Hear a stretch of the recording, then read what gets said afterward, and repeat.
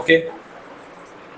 जब ये 90 को क्रॉस करेगा और 180 से कम होगा तो कैसा एंगल कहते हैं उसको? ऑब्ट्यूज। क्या कहते हैं उसे? ऑब्ट्यूज कहते हैं। ये हो गया acute angle whose measure is lying between 0 and 90 degree, 0 and 90 degree के बीच में। ठीक है जी। 89.9 वाले को क्या कहोगे? एक्यूट ही कहोगे।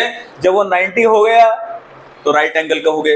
90 क्रॉस कर गया और 180 से कम है, 180 से कम होना चाहिए तो क्या कहते हैं इसे? ऑब्ट्यूज। क्या कहते हैं जी? ये छोटी क्लासेस की बातें हैं, जस्ट थोड़े रिवाइज कर रहे हैं। ऑब्ट्यूज एंगल हो गया। अब वो क्या हुआ? बिल्कुल ही स्ट्रेट हो गया। क्या कहते हैं इसे? Straight angle. क्या कहते हैं जी? इसे स्ट्रेट एंगल कहा जाता है जिसका major how much it is 180 degree, 180 degree होता है। डन है? ओके। अच्छा, क्या इससे बड़ा भी एंगल हो सकता है? अब आप एक बात बताओ सारे के सारे, ये लो क्या यहाँ कोई एंगल है? ये एक पॉइंट है, क्या यहाँ कोई एंगल है? हाँ या ना? यहाँ एक एंगल है। कितना डिग्री एंगल है इसे? यहाँ सबसे बड़ा एंगल है 360 डिग्री, जिसे कहते हैं कंप्लीट एंगल। क्या कहते हैं?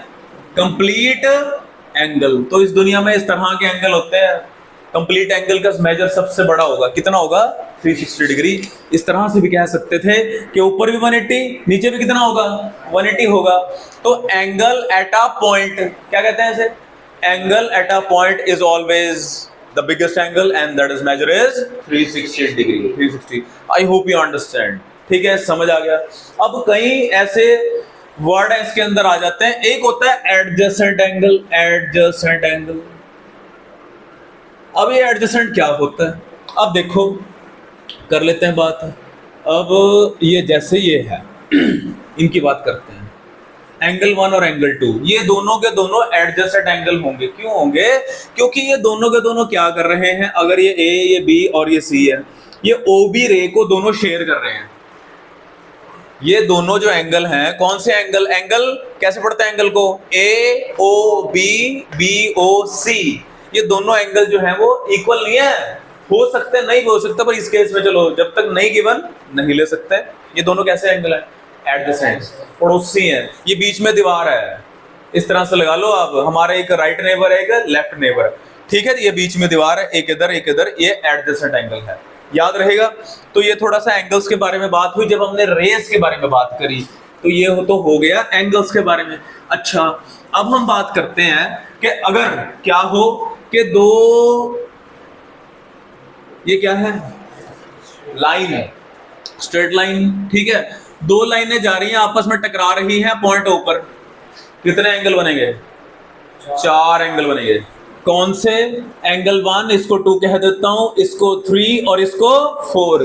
क्या कहते हैं? एंगल 1 एंगल 2 के इक्वल होगा और एंगल 3 एंगल 4 क्या कहते हैं इन्हें? Vertically opposite angles. इसे वर्टिकली अपोजिट एंगल्स कहते हैं हम, और ये आपस में इक्वल होते हैं। ठीक है, जब दो लाइनें क्या करेंगी? इंटरसेक्ट करेंगी आपस में।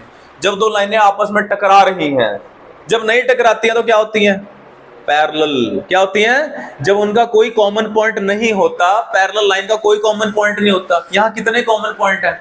एक पॉइंट ऐसा है जो दोनों के लिए कॉमन है, ये ओ पॉइंट। ये ओ पॉइंट इस लाइन के ऊपर भी लाई करता है, ए बी के ऊपर, और सी डी के ऊपर भी लाई करता है। तो क्या बनेंगे? Pair of, what will have pair of vertically opposite angles, will have pair of and they are equal, vertically opposite है ना। 1 3 के इक्वल नहीं होगा। 1 किसके इक्वल होगा? आमने सामने, सीधी बात। 3 4 के इक्वल होगा। ये टूल है। ठीक है, ज्योमेट्री बच्चों को बहुत बहुत मुश्किल लगती है, मैंने देखा है। ठीक है जी, but geometry is one of the easiest one. आप सोचो, आपने अगर सरफेस एरिया वॉल्यूम किया, आपने हीरोन्स फॉर्मूला किया, कितनी लंबी लंबी कैलकुलेशन है। यहाँ कुछ भी नहीं करना, सीधा बता देना है कि एंगल 1, अगर मैं आपको कह दूं कि एंगल 1 30 डिग्री है तो एंगल 2 कितना होगा? 30 डिग्री ही होगा। रीजन क्या लिख दोगे? अब खुद बताओ, कोई कैलकुलेशन करनी पड़ी? कुछ भी नहीं करना पड़ा। ये प्रॉपर्टीज हैं, ये टूल हैं, बस क्लिक करना है, क्लिक होना चाहिए। सर ये वर्टिकली अपोजिट एंगल, सर ये ऑल्टरनेट एंगल, वो देखते हैं हम अभी आगे कि क्या क्या होता है। एक क्वेश्चन 2-3 वेज से भी हो सकता है ज्योमेट्री के अंदर। किसी ने कोई प्रॉपर्टी यूज कर ली, किसी ने कोई प्रॉपर्टी यूज कर ली। I hope you understand. Vertically opposite आपको समझ आ गया। अच्छा, अब हम थोड़ा पैरेलल लाइन की तरफ चलते हैं कि जब दो पैरेलल लाइंस होंगी, ये लाइन AB और ये लाइन CD है, ये दोनों लाइनें आपस में पैरेलल, और ये जो लाइन है, चलो कुछ भी नाम दे दो, EF, ये लाइन है, इसे क्या कहते हैं? इसे कहते हैं ट्रांसवर्सल। जो दो पैरेलल लाइन को क्रॉस करके चलेगी, ट्रांसवर्सल लाइन है जी ये दोनों लाइनें आपस में क्या है? पैरेलल है। तो बहुत बहुत बहुत सारे पेयर ऑफ एंगल्स बनेंगे। क्या क्या बनेंगे देख लेते हैं। सबसे पहले ये वाला एंगल और ये वाला एंगल इक्वल होगा। वाई? छोटी क्लास की बातें हैं ये। इसे कहते हैं कॉरस्पॉन्डिंग एंगल। क्या कहते हैं इसे? Corresponding angle are equal to each other. ये एंगल 3 और ये एंगल 4 होगा, दे आर आल्सो कॉरस्पॉन्डिंग। अब सर कैसे समझें इस बात को? अब क्या है, ये जो ट्रांसवर्सल है इसकी एक राइट हैंड साइड है और इसकी एक लेफ्ट हैंड साइड है। हमारी यूक्लिड में भी बात हुई थी, है ना? तो क्या होगा, ऑन दी सेम साइड, अगर दोनों ऊपर है, याद करने का तरीका, ट्रांसवर्सल के राइट में ही दोनों ऊपर ऊपर या दोनों नीचे नीचे हो, ये 5 और ये 6 के साथ पेयर बनेगा। 7 का किसके साथ बनेगा? 8 के साथ बनेगा। सारे के सारे जो है ये कैसे एंगल है? कॉरस्पॉन्डिंग। कैसे है ये? लिख देते हैं कि एंगल 1 किसके इक्वल हो रहा है? एंगल 2 के। ध्यान से 3 किसके इक्वल है? इसलिए जानबूझ के लिखा है। 5 किसके है जी? 6 के। और 7 किसके है? 8 के। इन सबको क्या कहा जा रहा है? Corresponding angles. ये सारे के सारे कॉरस्पॉन्डिंग एंगल्स हैं। ठीक है, याद रखना है, पहचान रखनी है, लोकेशन रखनी है, पोजीशन याद रखनी है। सर ये पड़ा, सर ये पड़ा, जिसने रख लिया वो गेम ओवर है। नोट करो जी इसको। So you have seen vertically opposite angles and corresponding angles. आगे देखते हैं। अगेन दो पैरेलल लाइन बनाई, एक ट्रांसवर्सल बनाई। अब देखो ये जेड बन गया जी। जेड के जो अंदर एंगल होंगे, एंगल 1 एंगल 2 के इक्वल होगा। चाहे सीधा जेड हो, जी कहते हैं या जेड कहते हैं, चलो जो भी है। ये 3 और ये 4, जी बनाना, चलो जी बनाना है, या तो सीधा जी या उल्टा जी बना दो। तो क्या होगा, एंगल 1 एंगल 2 के इक्वल है, एंगल 3 एंगल 4 के इक्वल है। क्या कहा जा रहा है इनको? इनका पूरा नाम होता है ऑल्टरनेट इंटीरियर अपोजिट एंगल्स। पूरा नाम। पर चलो शॉर्टकट का जमाना है, व्हाट्सएप का जमाना है, तो हम सीधा लिख देते हैं ऑल्टरनेट एंगल्स या ऑल्टरनेट इंटीरियर एंगल्स, है ना? अब अभी हम पूरा लिख देते हैं ऑल्टरनेट, बोलिए, ऑल्टरनेट इंटीरियर अपोजिट एंगल। क्योंकि एज अ गुरु मेरा फर्ज है आपको हर चीज के बारे में बताना। ये हो गया, ठीक है। तो जहां भी जी दिखा ये चक दिया, जी के अंदर, समझ आ गया ना? जी के अंदर ये जो पैरेलल होना बहुत जरूरी है। देखो ये देखो, आप एकदम से लोकेट कर लोगे, सर ये दोनों जेड के अंदर है, सर ये दोनों भी जेड के अंदर हैं, ये दोनों क्या हो जाएंगे? Alternate interior opposite angle. आगे बढ़ते हैं, आगे बढ़ते हैं। चलो क्या क्या हो गया? वर्टिकली अपोजिट एंगल हो गए, कॉरस्पॉन्डिंग एंगल्स हो गए, और क्या हो गए? ऑल्टरनेट इंटीरियर हो गए। ठीक है। अच्छा, एक ऑल्टरनेट इंटीरियर होते हैं, एक ऑल्टरनेट एक्सटीरियर भी होते हैं, ये भी ध्यान से। Again you have two parallel lines, a pair of parallel line and a transversal. अब क्या होगा? अगेन बनेगा तो जी, लेकिन ये देखो, ये ध्यान से देखो, ये वाले ये बड़े कॉम्प्लिकेटेड है। ठीक है, तो जो जी है ना, या तो अंदर हो या जी के बाहर हो, यही है। ये वाले ये जी बना, ये वाला एंगल और ये वाला एंगल, कि ये होगा? हाँ जी बोलो, ये थोड़ी हो सकता है कि यही होगा। हाँ जी बोलो। तो या तो जी के दोनों अंदर हो, ये जी है, या जी के दोनों बाहर हो। ये देखो, ये जी बन रहा है, ये दोनों बाहर हैं। ये जी बन रहा है, ये दोनों अंदर है। चलो 3 4 नाम देते हैं। क्या नाम है इनका? बोलिए जोर से बोलो, क्या नाम है इनका? इनका नाम है ऑल्टरनेट एक्सटीरियर। यूज हो जाती हैं चीजें, हथियार रखा करते हैं अपने पास। Exterior opposite angles. ठीक है जी, ये हो गया। चलो आगे बढ़ते हैं। ये भी समझ आ गया होगा आपको। हाँ जी, कर लो, नोट कर लो इसको, थोड़ा जल्दी से करते चलिए। ओके, तो बस एक ही रह गया फिलहाल। वो क्या रह गए हैं? अब देखो, ये देखो, ये बहुत इंपॉर्टेंट है, बहुत इंपॉर्टेंट है। अब देखो, ये वाला एंगल और ये वाला एंगल, अब तक जो हमने प्रॉपर्टीज पढ़ी हैं, वो ये पढ़ी हैं कि देखो क्या था, vertically opposite angle are equal to each other, corresponding angles are equal to each other, alternate interior angles are but याद रखना, ये मेरे 3 बट याद रखना। Interior rather co-interior opposite angle are not equal to each other. क्या नाम है इनका? Co-interior opposite angles, they are not equal to each other. अब तक हमें रट्टा लग गया कि सारे के सारे एंगल्स सर आपस में इक्वल होते हैं। कौन? कॉरस्पॉन्डिंग, वर्टिकली अपोजिट, बोलो बार बार, alternate interior opposite angle, alternate exterior opposite angle are all equal to each other. If you know one of them the second will be same. अगर आपको एंगल 1 पता सर 2 भी उतना ही होगा, 3 पता 4 भी उतना ही होगा, लेकिन यहां पर ऐसा नहीं होता है। फिर सर लिख क्यों रहे हो आप? क्योंकि चलो इक्वल नहीं है, प्रॉपर्टी तो है। क्या प्रॉपर्टी है? Their sum is 180 degree. याद रखना।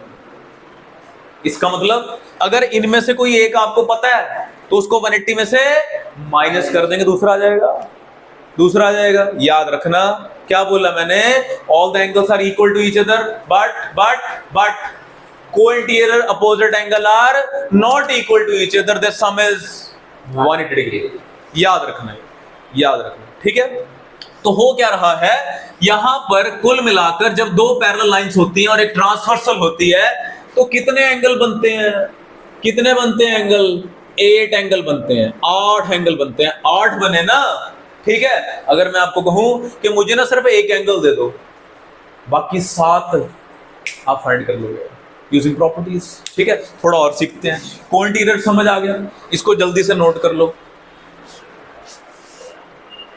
ओके, तो इतनी सारी चीजें सीख ली। अभी हमने देखा था जब हम एंगल्स देख रहे थे कि ये कितना डिग्री एंगल है, क्या कहते हैं इसको? Straight angle. क्या कहते हैं? स्ट्रेट एंगल कहते हैं। अच्छा, ये पूरा कितना है? 180। अब इन दोनों का सम कितना होगा? 180। सर उतना ही होगा, क्या मजाक कर रहे हो? अच्छा, अब तीनों का, अब इन सब का सर उतना ही होगा ना, उतना ही होगा, ठीक है। कहते क्या है, इन सारे एंगल का सम कितना होगा? 180 डिग्री होगा। क्या कहोगे? Angles on a straight line. Angles on अ, कि जब भी जितने भी एंगल बन गए, चाहे 2 बन गए, 3 बन गए, 10 बन गए, 20 बन गए, 50 बन गए, भाई है तो लाइन के ऊपर ही है, ना कम हो सकते हैं ना ज्यादा होगा। एग्जैक्टली उन सबका सम कितना होगा? 180 डिग्री होगा। रीजन क्या दोगे? Angles on a straight line. अच्छा, एक इसी का केस है कि सिर्फ 2 एंगल बने, अभी भी सम कितना है? 180 ही है, लेकिन क्योंकि 2 है, 2 का मतलब होता है पेयर, 2 का मतलब पेयर होता है, तो इसे हम क्या देते हैं? Linear pair. लेकिन इसको ये भी कहना गलत नहीं होगा, this is also angles on a straight line. इसको हम लीनियर पेयर नहीं कह सकते, ये याद रखना। इसको हम angles on a straight line भी कह सकते हैं, बट इसको हम लीनियर पेयर नहीं कह सकते, क्योंकि भैया लीनियर पेयर का मतलब 2। तो इसलिए अगर क्या स्ट्रेट लाइन के ऊपर सिर्फ 2 ही एंगल हैं तो मर्जी है, इधर जो इंसान होते हैं वैसे वो लीनियर पेयर ही लिखते हैं, अपना हिसाब किताब लगा लेना, ठीक है। तो समझ आ गया डिफरेंस। ये angles on a straight line है, ये भी angles on a straight line है, इसका दूसरा नाम लीनियर पेयर। लीनियर ये क्यों पढ़ रहे हैं हम? अगर मैं कह दूं कि ये 30 डिग्री है तो ये कितना होगा? इसको 150 होना पड़ेगा, क्योंकि 180 में से 30 चले गए, कितना आ गया? 150 आ गया। तो बहुत सारे टूल हथियार आपके पास अब हो चुके हैं, ठीक है। ये किस लिए कराया गया? एक तो ये इंट्रोडक्शन थी कि क्या करने वाले हैं हम, क्योंकि चैप्टर का मीनिंग तो क्लियर होना चाहिए ना। क्या है चैप्टर का मीनिंग? Lines and angle. लाइनों के बारे में बात हो रही है, एंगल्स के बारे में बात हो रही है, तो चैप्टर का मीनिंग क्लियर हो गया कि करने क्या वाले हैं। लाइंस और एंगल्स के बारे में ही बातें होने वाली हैं। कैसा लग रहा है? इजी लग रहा है? एक्चुअली बहुत इजी है, ज्यादा जिद्दोजहद नहीं करनी इसके अंदर, था बस, ठीक है जी। अटैक कर देना एकदम से, सर ये और डिफरेंट क्राइटेरिया हो सकता है, तो हम एग्जाम्पल करेंगे। एग्जाम्पल्स आर मोर इंपॉर्टेंट, और irrespective of school you are in class 9, तो क्या होता है, इवन इन क्लास 10 क्या होता है, जो ज्योमेट्रिकल पोर्शन होता है ज्यादातर एनसीईआरटी से आता है। ज्यादातर जो ज्योमेट्रिकल पोर्शन है वो एनसीईआरटी से ही, खासकर प्रूव दैट वगैरह वाले क्वेश्चन। जो वैल्यूज निकालने वाले हैं वो थोड़े अगल बगल हो सकते हैं फिगर, इररिस्पेक्टिव, ठीक है। लेकिन ज्यादातर इसलिए हमने पहले एनसीईआरटी को मास्टर करना है ताकि हमें पता लग जाए कि कहां तक जा रहा है। उसके बाद एक्स्ट्रा रेफरेंस बुक असाइनमेंट वगैरह जो भी है, ठीक है, वो भी हमने करना है, ठीक है। तो लेट्स स्टार्ट। ये पेयर ऑफ एंगल्स के बारे में हमने बात करी है। तो एक ना ये थ्योरम आ जाती है कई बार किसी स्कूल में, लिखो जरा प्रूव करने के लिए। 2-3 थ्योरम है, वो भी साथ लेके चलेंगे हम इस चैप्टर के अंदर। लिखो प्रूव दैट इफ, ये थ्योरम है, थ्योरम के प्रूफ्स होते हैं। तो थ्योरम क्या कहती है? कहती प्रूव दैट इफ, ये अच्छी लैंग्वेज लिखी हुई है, यहीं से लिख लेते हैं। If two lines intersect each other, if two lines intersect each other, comma, then the vertically opposite angles are equal. Opposite angles are equal. हालांकि ये हमें पता है कि जब भी कभी भी कहीं भी क्या होता है, दो लाइनें आपस में टकराती हैं, इंटरसेक्ट करती हैं, कौन से एंगल बन जाते हैं? वर्टिकली अपोजिट एंगल बन जाते हैं। 4 एंगल बन जाते हैं जिसमें से पेयर होता है, पेयर वर्टिकली अपोजिट के 2 पेयर बनेंगे। कहता है वो दोनों आपस में इक्वल है, हमने ये प्रूव करना है। हालांकि हमें पता है पहले से ही है, तो उसको हम प्रूव करेंगे। क्योंकि ये बात प्रूफ की आ गई, ये थ्योरम है। तो मैंने आपको बताया था, नहीं बताया तो ध्यान से देख लो, क्या कि जब भी कोई थ्योरम प्रूव करने के लिए आ गई तो क्या करना है? एक फॉर्मेट लिखना है। और इस फॉर्मेट को याद रखना जब ट्रायंगल चैप्टर भी आप करोगे।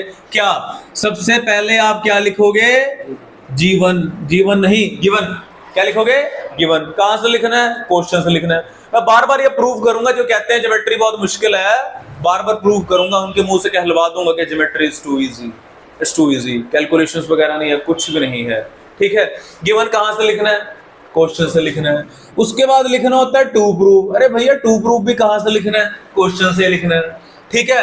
कंस्ट्रक्शन इफ एनी, तो इस फॉर्मेट को याद रखो, बसा के रखो 9th और 10th क्लास तक। क्या करोगे?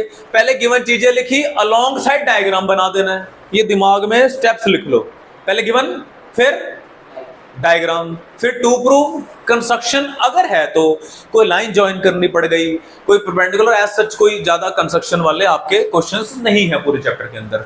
और लास्ट में क्या आएगा? प्रूफ। प्रूव नहीं, प्रूफ, प्रूफ आएगा, यहां है। तो मैं इसलिए भी आपको ये बता रहा हूं, बाय चांस एग्जाम के अंदर बहुत डिफिकल्ट क्वेश्चन आ गया, सर समझ ही नहीं आ रहा, सर समझ ही नहीं आ रहा, छोड़ना नहीं है। सीबीएसई स्टेप मार्किंग करती है, तो जो अच्छे स्कूल्स होते हैं वो भी 9th क्लास के अंदर 10th की तरह मार्किंग करते हैं। आपने ये लिखना ही लिखना है, छोड़ना नहीं है, चाहे वो क्वेश्चन आपको आता है चाहे नहीं आता। दोबारा गिवन कहां से लिखोगे? क्वेश्चन से। टू प्रूव कहां से बच्चे? कंस्ट्रक्शन में तो हर एक में तो होते नहीं, थोड़ा बहुत तो चलाओ। देखो जीरो तो है ही है, अगर हमें नहीं आता तो क्यों ना एक बार ट्राई किया जाए। लेट्स ट्राई कर लो, क्या पता 3 में से 1 मिल जाए, 1.5 मिल जाए, जो मिल गया वही अपन है।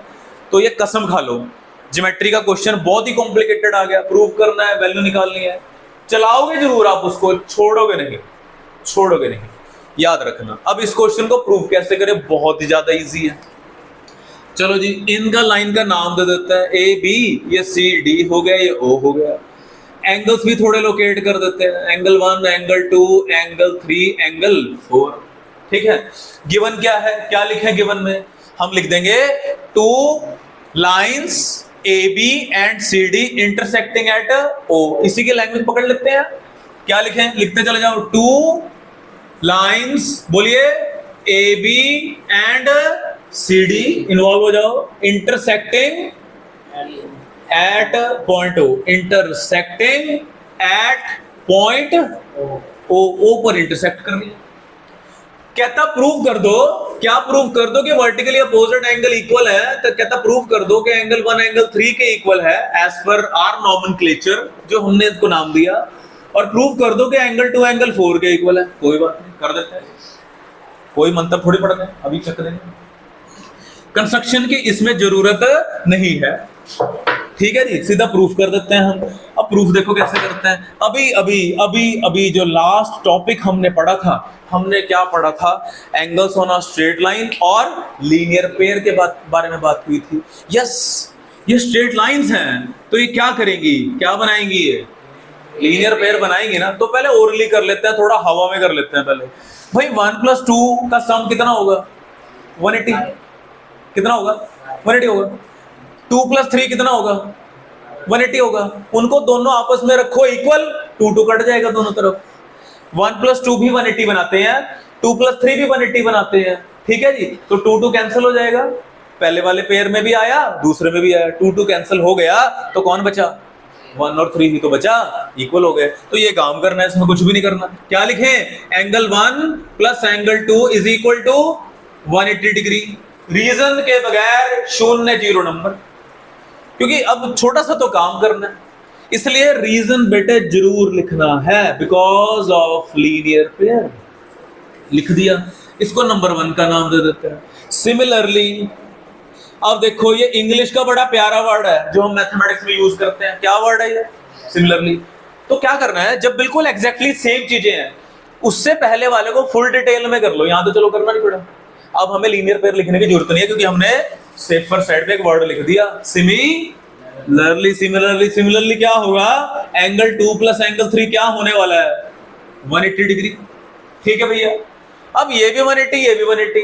इन दोनों इक्वेशंस के राइट हैंड साइड इक्वल है ना? क्या लिखूं? फ्रॉम, बोलिए, 1 एंड 2।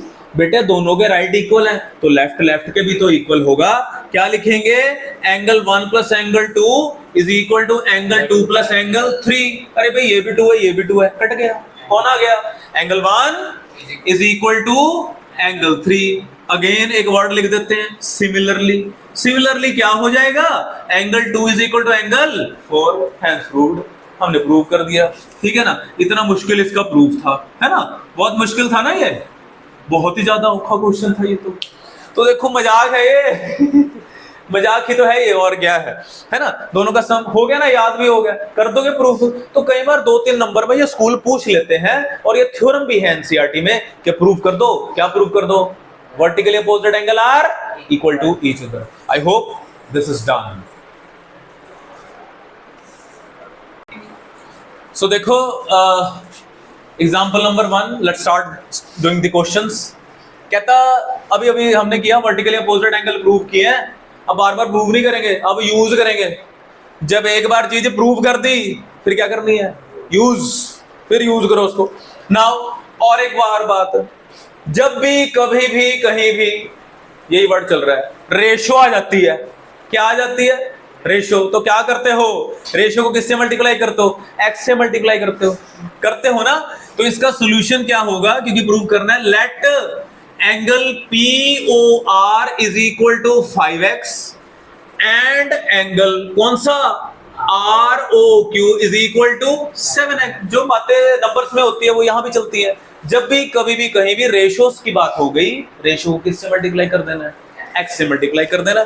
लोकेट करते हैं किस एंगल की बात कर रहा है? POR। ये चलो 1 नाम दे देते हैं। ROQ ये 2 है। अरे भैया ये दोनों क्या बना रहे हैं? ये दोनों तो लीनियर पेयर बना रहे हैं। हम क्या कह देंगे? Also angle 1 plus angle 2 is 180 degree. Reason लिखा, लीनियर पेयर या angles on a straight line भी कह सकते हैं, नो प्रॉब्लम। तो बच्चे 5x plus 7x is equal to 180। 12x is 180। x की वैल्यू कितनी आ गई? 180 बाई 12। 12 1 जा 12, 12 5। x की वैल्यू आ गई कितनी? 15 आ गई। देयरफॉर सारे एंगल उसने बोला था, कोई बात नहीं, 2 ही निकालने हैं।